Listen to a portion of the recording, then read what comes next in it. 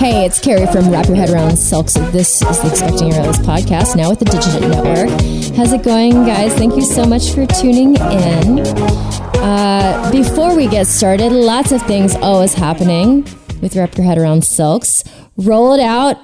We meet every Tuesday and Thursday, 7 p.m. Pacific, to foam roll our aerial problems away. This has changed my practice so much. I am no longer in chronic pain. I figured out a way to maintain my aerial body. I would love to see you. We do Zoom, we gossip, we chat. I'm able to focus in on your problems because it's still a pretty small class, and I'd love to have you there. Please go to the show notes to sign up. And if you wanted to do any of the other resources that I have on my website, I have a full comprehensive beginner to intermediate silks course, especially if you're kind of out there teaching yourself on a home rig or something like that. A lot of guidance for you guys. 12 modules. It touches everything. So that might be great for you. Also, we have aerial rehab, which is for postpartum, post-injury, post-surgery, meant to be the bridge between PT and your favorite aerial class. So check that out. Of course, I have a free mini course if you want to just get to know my style. All right, guys, today. This is Victoria Gathman. She's a woman living in a man's world as a female rigger for Cirque du Soleil and Universal Studios. She ultimately chose her family over her career after getting pushed out of her job multiple times. And she's also a new mom of an infant and a toddler coming to us from Florida. Let's get started. So Victoria and I actually recorded about a month ago, and then we had some technical difficulties. So I decided to this time focus us on rigging because I only learned that Victoria is also a female rigger, which is so rare to find. She's also a mom of a 2-year-old and a 2-month-old. Victoria, you were just saying that having a toddler and an infant. Please give us the words that you have about that right now. Yes, I was saying that having a toddler and an infant, because I have a 2-year-old and a 2-month-old, is probably the hardest thing I've ever the biggest challenge I've ever had. It's more challenging than rigging for the new show with a piece that has improper paperwork and a building that is not drawn to scale because it was so old, which is exactly what happened. It's harder and more challenging than teaching a student that, maybe has other challenges as well, or learning the hardest drop that I've ever done or a skill that's 50 steps long. I would rather do all those things than try to put my poor 2-month-old down for a nap while my toddler wants to play with blocks. So does the toddler end up waking up the baby all the time? Unfortunately, yes. Oh, man. And if a doctor or a friend or anyone told me, hey, don't worry about it, it's a phase and it's okay if your baby doesn't get the sleep that they need. No, that is not the advice I'm getting. You really need this baby to get some sleep, and your toddler is only going to get more challenging. And I'm like, yay. Oh my God. You're like a superwoman. Every woman that I know that has more than one at a young age, I don't even know what to say, because my bean is now almost 5, and she's going through this. I don't know if, do we call it a sleep regression? I'm not sure if we call it a sleep regression, but she's transferring from co-sleeping with us to wanting her own independence and sleeping on her own. But she'll wake up in the bed, whatever bed she's in, our bed. She'll wake up because she passes out on me. And then she'll say, I'm in the wrong place. Mommy, take me to my other bed. And then she'll do that. She's been doing that 3 times a night. So I've gone back to not getting full sleep. But it's not bad like it was, because I get her to where she is and I go right back to sleep. It's not like feeding a child, burping a child, putting them back to sleep. It's not the same. It's not the same. But any sleep regression after you're used to getting 8 hours of sleep again is oh my God, how did I even do this in the beginning? Because you start getting so delirious. Yeah, they start rushing back during the second one. I think that your body goes into fight or flight mode. And because if you hold on to all those memories and the challenges that you had, which are amazing that we do so well with them. And, you know, my daughter is wonderful and my son is gorgeous and I'm excited to have them. We're a great family. These will pass. It will be great. But I think that the body and the brain and your heart, they turn all of that off and you kind of forget it, because if you didn't, you would never have kids again. Yeah. Total amnesia. Has to be. I feel like it has to be amnesia because, or you just get so far from it that you're like, it's not that bad because it's over. Like after you get past it, but then when it comes again, like after a certain amount of sleep deprivation, like you don't even feel like a person anymore. Like you just feel like you're like a zombie and you don't have how could you have your emotions in check? How could it even be possible, you know? Like me and this being are very emotional and tired. You know, I'll just announce it on this one because this one's going to come out, you know, a little while from right now. But we're going through a big transition because we're moving. We're leaving LA. I know. It's huge. I've lived here for 24 years. My partner's probably lived here for 20 or so. I've been teaching at the current studio that I've been teaching at for like 8 or 9 years. Yeah. And so we are moving to San Antonio, Texas. This is breaking I was born news. in Texas. Really? Okay. Where in Texas? Dallas. I've never, except for the 2 times we visited trying to find a place to live, I've never been there to San Antonio. I was happily surprised. It's a bigger city than I thought it was. No, it's huge. Yeah, I didn't realize. I didn't know. Like, it's like the 7th biggest city in the country, and I only learned this when I Googled it when we were flying there. So, we're following my partner's really good, secure job and following the money. And but luckily, there's an amazing studio, Arium, Dara Minkin. I think they have the Capital of Texas Aerial Championships there, Kotak. Oh, really? Okay. So I might have performed there. Oh.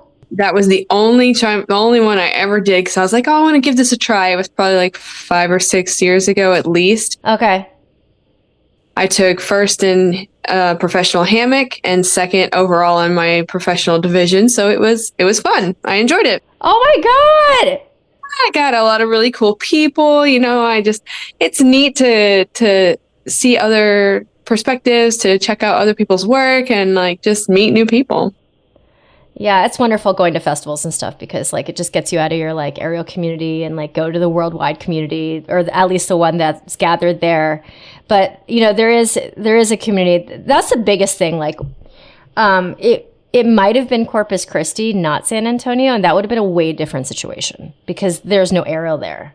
Like there's or people already there, and I'd have to do it all myself. Like it would just be too daunting. This is totally, it's like an hour and a half from Austin, which has a booming circus world. So Kotak is in Austin.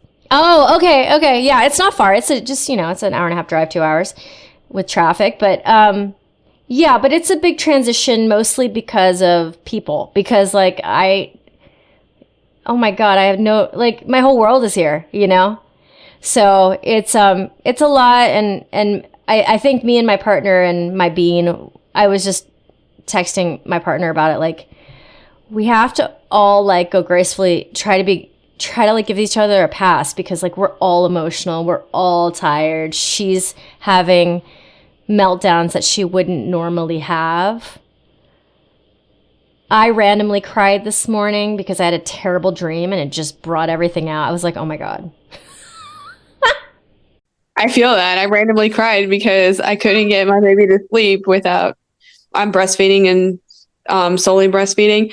And he was like, I will only want boob. I don't want anything else. I will scream bloody murder unless you give me boob. And I'm like, okay. I was breastfeeding for like an hour and I was like, I'm so done. Oh my God. An hour. So like half an hour in each boob? Pretty much. It was on and off. It was back and forth. He did 20, 10, 15, 5. Oh my God. I mean, he hasn't done that until today. But he does cluster feed sometimes. It's okay. I got to go to my home studio yesterday and see all of the lovely people, and it was so wonderful. And everyone was so excited to see me, and I took him with me, and everybody got to meet him, and it was so warming, and I just enjoyed it so much. So that was great. I haven't seen them since before he was born, so it's been almost 2 months. Yeah, it's like a boost, right? A boost when everything else is really not like that. Yeah. Every day has its ups and downs, literally, almost every hour. And I'm thankful for that. Yeah, yeah. This girl has so many accessories right now. She has little clips in her pigtails because she asked for it. She has her headset like this. She's got 2 bracelets on. She's got a little cute skirt. I'm like, when did I never look at my makeup? Oh, okay, sorry. I mean, like, when did I stop making an effort? Because she's doing all of it. Oh my God. Victoria, I just wanted to see how the last 2 months have gone, and then we're going to talk about rigging. It sounds great. I miss rigging. It was my career for a long time. So, but I very much love the life that I have right now, and the support that my partner gives me to be able to be an at-home mom that teaches. It's my part-time job, but I love it so much because when I was in my rigging career, the very last section of it, I was a supervisor in my position at the company I was at, and I had no time for my daughter, and I had severe mom guilt, even though I loved my job. And in the end, I had to choose, and I chose her. I chose family, and I quit my job. So that speaks loudly. But postpartum is doing me well. I'm, doing small workouts now. I have not gotten in the air yet. I can't wait. It will be soon. Feeling good. I know I have a very small diastasis recti, but that's okay. I had the same last time with my first. And yeah, so ready to get back into it and be physical, because I know that working out creates my happy endorphins. It's my happy place for me personally. As much as I love my family, I still need that. I need to be in the air. It's my happy place. So I know that I made the right choice when I chose to leave my rigging career and be a full-time mom and a part-time aerial instructor. And I've recently also taken on administrative assistance for my studio with my director, and that is going swimmingly well. And I know that there's a next chapter for that also. So I can't wait to continue to grow her business with her. I've been teaching there over 10 years now, and it's going to be great. So, and you can do that remotely. Exactly. Yeah, all the admin work I can do remotely. My private clients are itching. They're like, when are you coming back? I really need you, which makes me feel really loved, and I miss them so much. But I'm like, my little man needs me just a little bit more. I gotta figure out the family balance first, and get to the point where I can do it solo, because I have had my partner to assist me until now, and even more so, he has 16 weeks of paternity leave.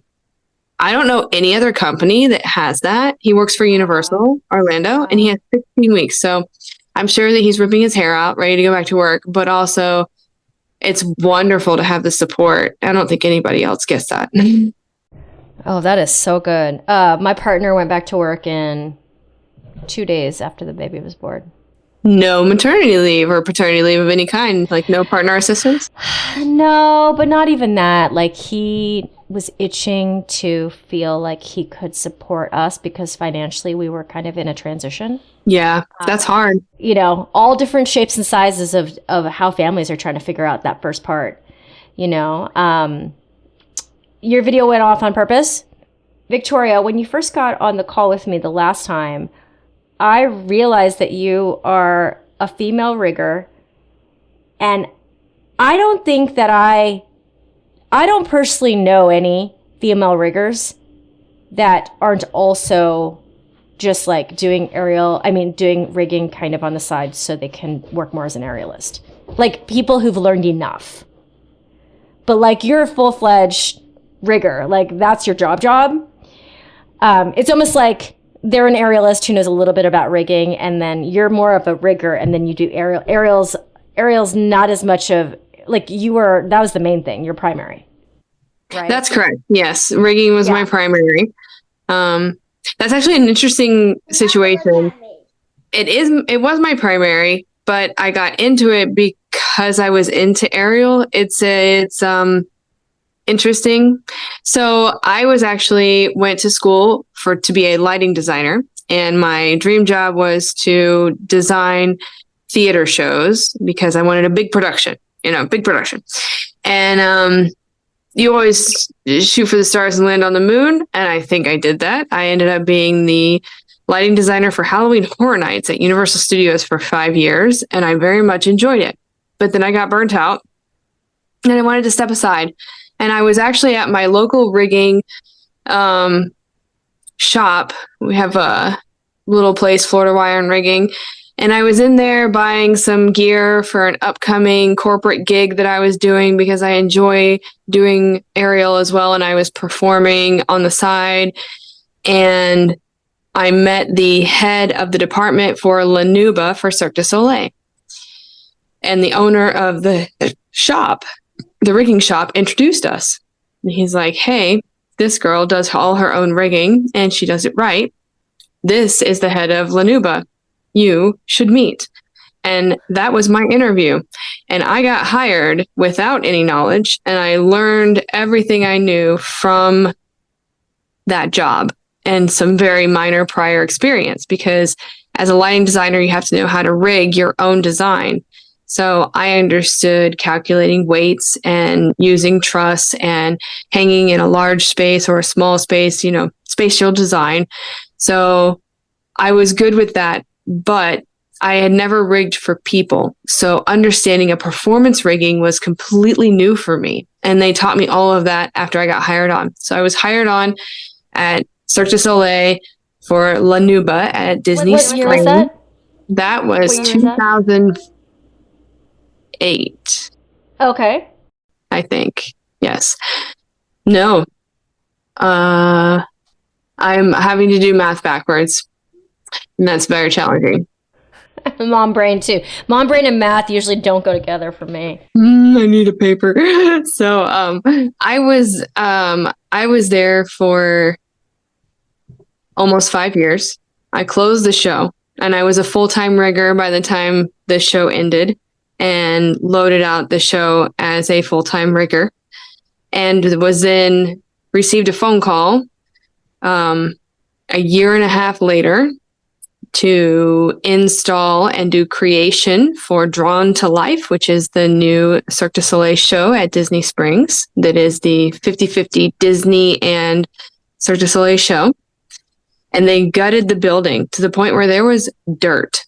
There wasn't even concrete for the stage. There was dirt and pylons, just the structural steel. And I was like, okay, this is happening. So and it was amazing. That's a fun short story as well, because when I received the phone call, I declined it the first time.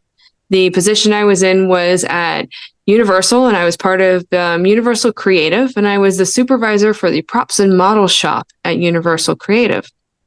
So I was actually heading up, if you all know, a lot of what we now have for Epic Universe. So I was working on that about 4 years ago, and I was afraid to let go of that job because it was so good. And I was like, this is great. I can build a family. And my husband and I had been trying for 3 years to have a baby and hadn't had one. Or at least we'd been trying, and it took us 3 years in the end. I called my artistic director or technical director back for Cirque, who was the same one for Lanuba that came back for the new show Drawn to Life. and said, "Hey, I changed my mind. Can I have that position you offered me?" He's like, "Oh, Victoria, that position is taken, but I'm going to hire you on as a lighting tech and you're just going to do rigging." And I was like, "Okay." So I came in, and even though my title was incorrect, I was part of the rigging team. And I worked with some amazing people there from Montreal, from headquarters.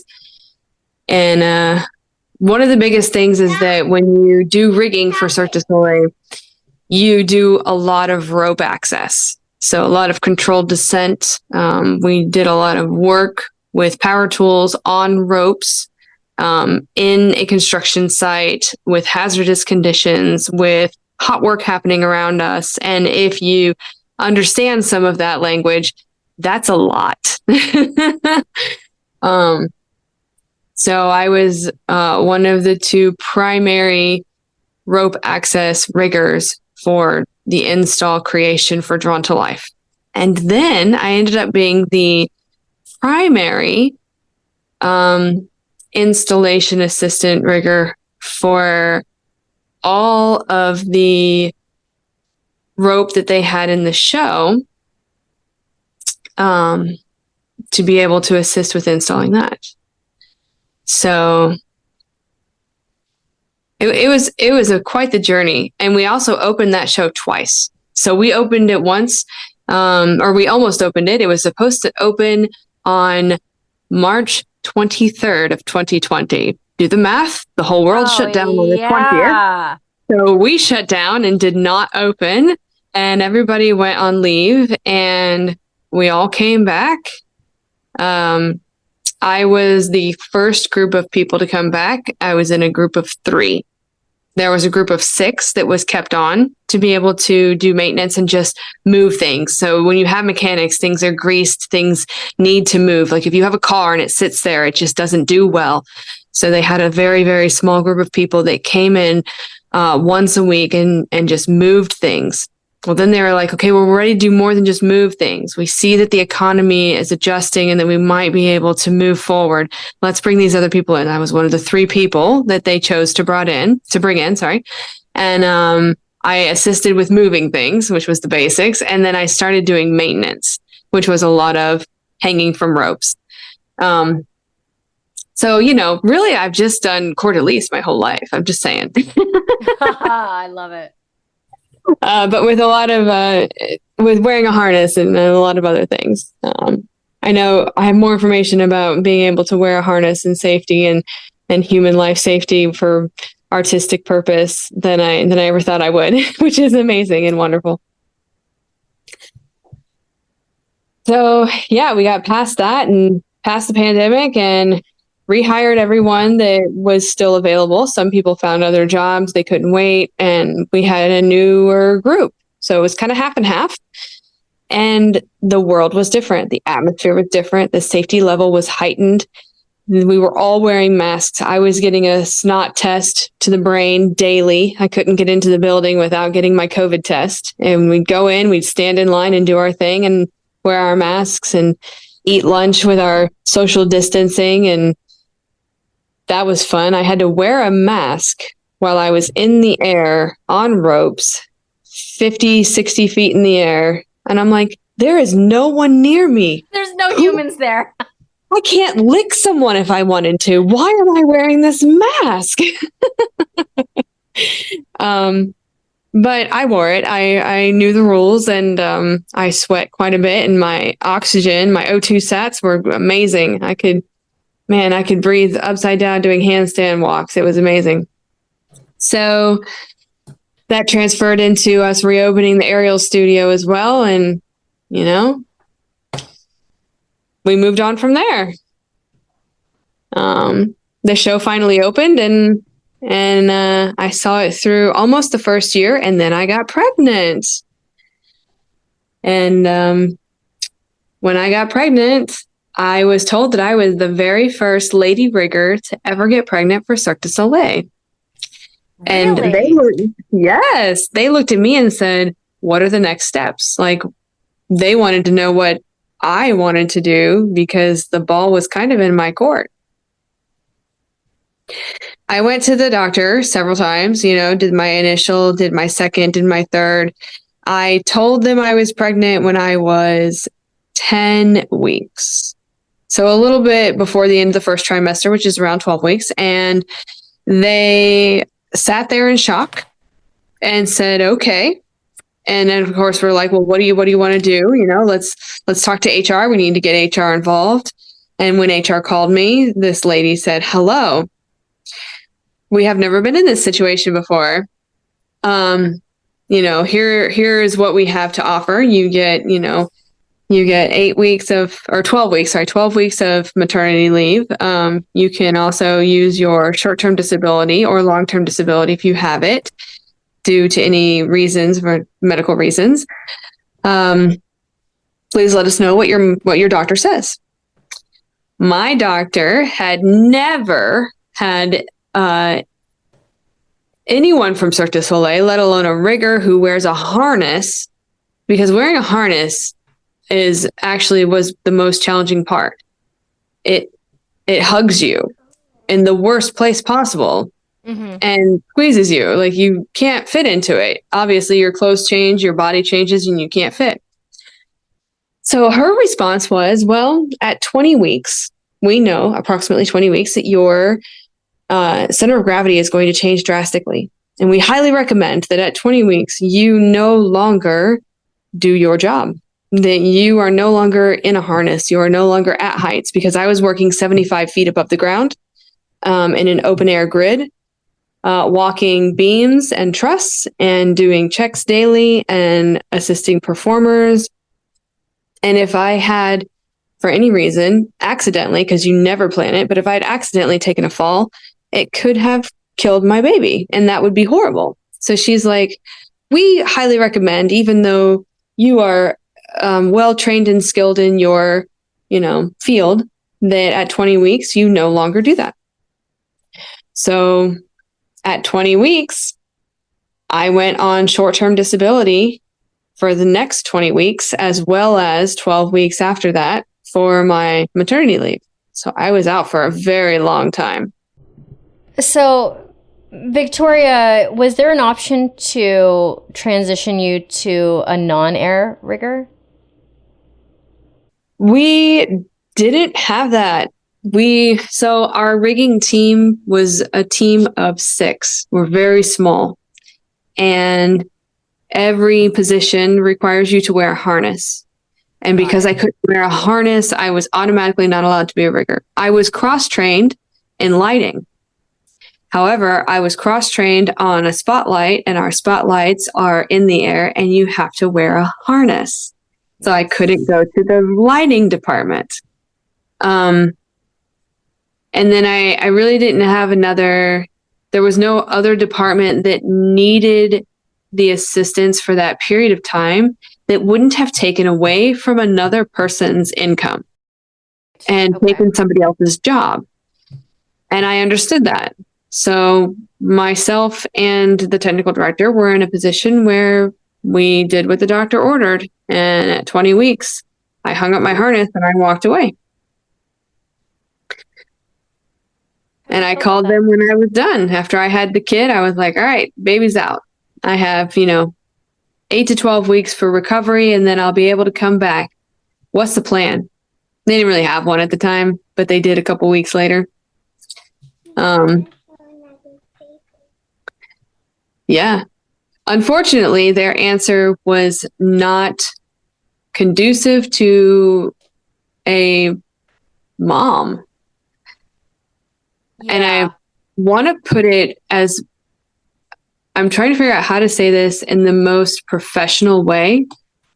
But the truth is that, unfortunately, I was pushed out of my position, which actually happens to a lot of people after they go out for maternity leave. Whoever comes in and steps into that position, because you can't not have that position covered. I trained someone in less than 8 weeks to do my job. They weren't me, but they got the job done, and they did very well. And I feel like I did a good job training them. I did the best I could. And that person ended up with my full-time position in the end. Because when I came back, I was told that I needed to do shows. And before that, I was doing day shift. So I was doing permanent installs, maintenance, and I was actually helping them write the all of the protocol and SOPs for all of the apparatuses that they had, and to be able to do all the daily inspections, because we were still considered a new show. We hadn't even hit our 1 year yet at that point. So I was disappointed, and I asked for some more time to think about it. And I asked them if I could go back to days, and they said they would be back in touch with me. And they said, no, they said, we really need you on shows. If I went back to shows, then the shows are back to back and there's no time in between. I wouldn't be able to pump. If I wanted to pump my breast milk, it would be on the toilet, eating my lunch, pumping breast milk all at the same time in my harness, because there's that much time between shows. There's no time. So I was disappointed. I wanted to stay 100% breast milk for my baby. It was my choice. So yes, I could have gone formula or a combination and chosen the job, but I chose family instead. So that was my choice. And I ended up taking a full-time position at Universal Studios as the supervisor for staging and rigging for all of Universal. I have interviewed a bunch of women on here who have gotten pushed out of their jobs because of having a baby. Like, they take their maternity leave and then suddenly when they come back, it's like not available to them. This is a racket. It's a racket. I mean, it's like, now that I have a kid, it becomes so clear that corporate America, they do not like families. They hate families, and they hate women, and they hate kids. Like, when it comes... Who hates everybody? Their policies. The policies are all non-supportive of families. They're all mean. Pretty much. Like, they're all mean? No, like Victoria's husband's job is not. Apparently some work out, but they're not even doing anything. Yeah. I'm so sorry to hear about that. I mean, how does it make you feel now that it's after the fact and that it's behind you? Like, everything happens for a reason.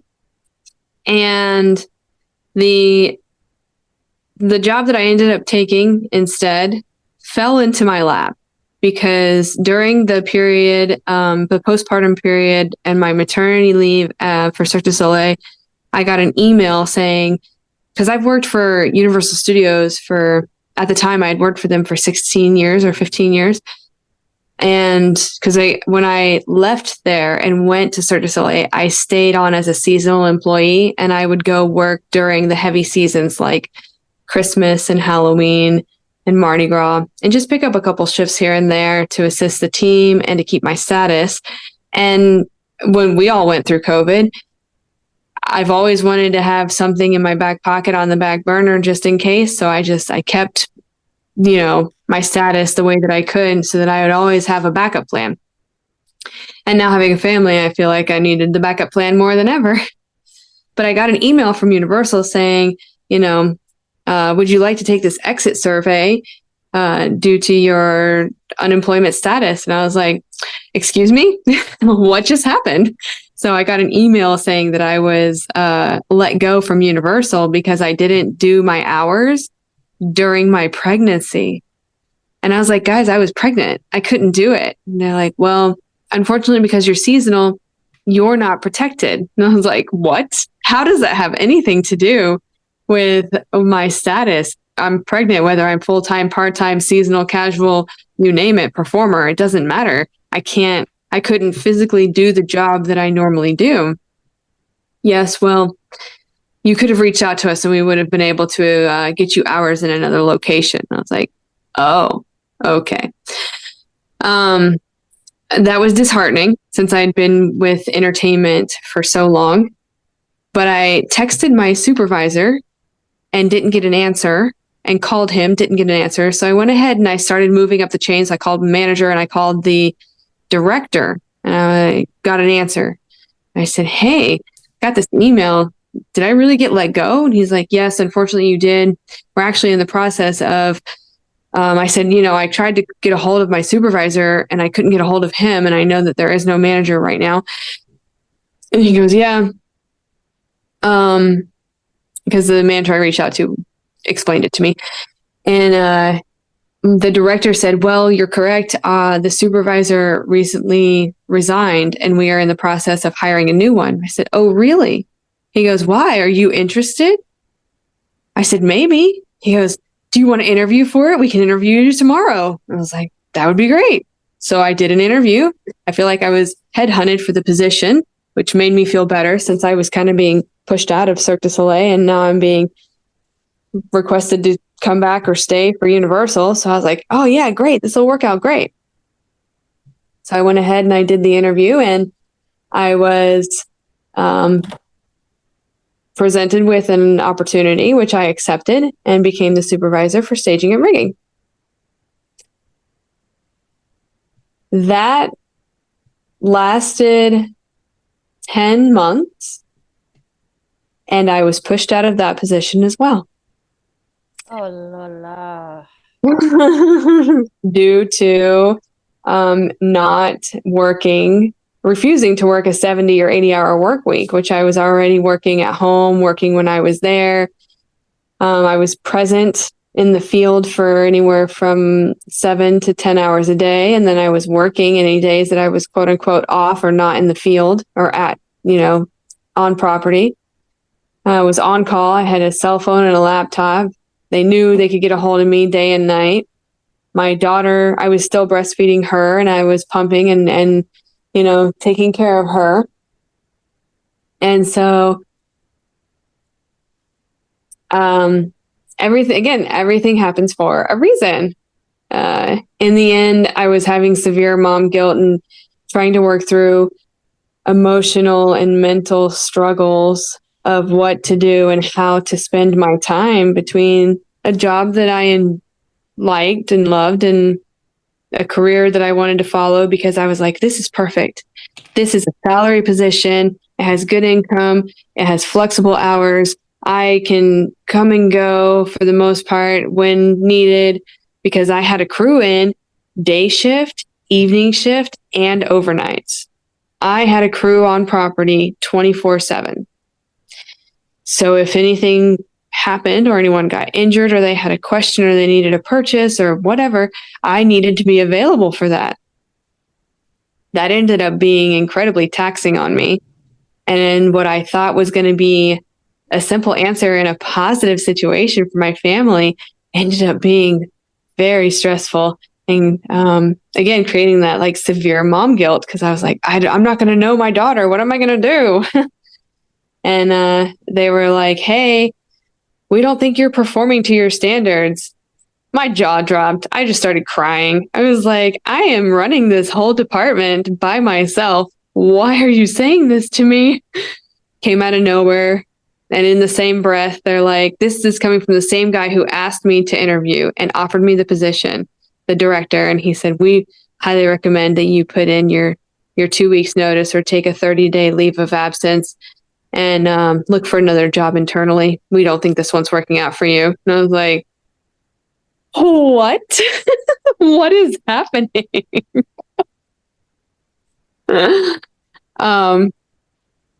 And they wanted me so badly in that position because of all the experience I had with Cirque and with the entertainment industry. I've done several outside gigs with other people that I've had networking and contacts with as far as performer flying and some other corporate gigs. I got to assist with a slide for life for the CEO of Microsoft. That was a cool one. I enjoyed that one.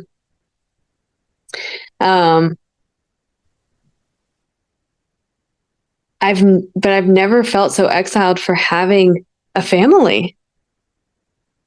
and you read about it and you hear about it, but until it happens to you, you're just like, I didn't know. Like I knew, but wow, I didn't really know. Now I know.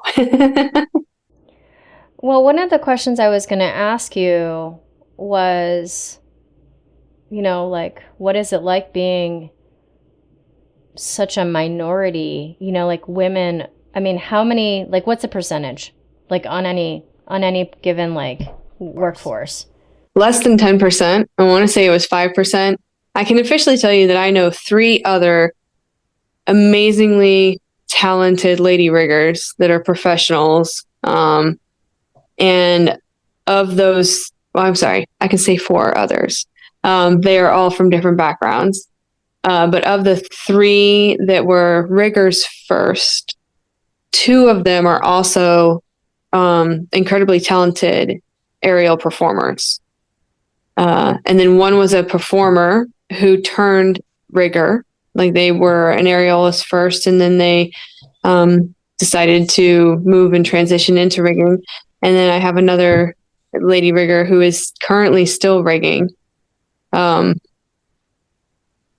then also works in the stunt industry as well. So does stunts and rigs at the same time. Sometimes rigs herself.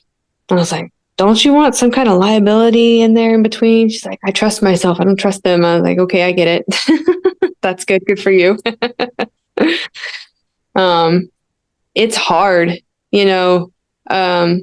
all positions that are male driven positions are incredibly challenging to get into as females. I can say that I felt like I was at the top of my game as the day rigger for Cirque du Soleil for Drawn to Life. The way that Cirque du Soleil talks about or titles the people that are in charge of each department is they have a head of a department and an assistant head of a department. During the pandemic, they went through a bankruptcy protection where the company didn't actually go bankrupt, but they were bought out and they would have gone bankrupt. It's a very strange, if you know business, good for you. I am not a business person, and which is why I don't own my own studio. But they went through that and sold the company again. And when it sold, they changed the structure. So they turned them into leads. But the head of the department who hired me for Lanuba ended up working on my team and reporting to me when I was leading Drawn to Life. So it was very wonderful and interesting and awesome to see that. He has knowledge beyond my years. He taught me so many things. He's a wonderful person. And he looked at me and said, I trust you. You tell me what to do and I'll do it, and I will take your lead. And that was probably the biggest compliment I've ever had, is for this, wonderful person who's so talented that took me under their wing in the first place to say, I trust you, and I will do as you ask, and, let me know what you need done. And it's, it was neat to be, it was weird, but it was very weird, but it was also really cool to be able to be his lead per se, to be able to look at projects and say, this is the project we're doing, and ask his assistants and have him do things. So I say that everything goes full circle. I worked really hard to get into the positions that I was in. And I feel like I had to work harder than the guys did, 100%. I had to prove myself in a way. Even when I was just as good as they were, if I wasn't better, I wasn't going to move. So I had to work harder. Yeah, I can imagine. It's like the undertones of misogyny. Was that really heavy, or not?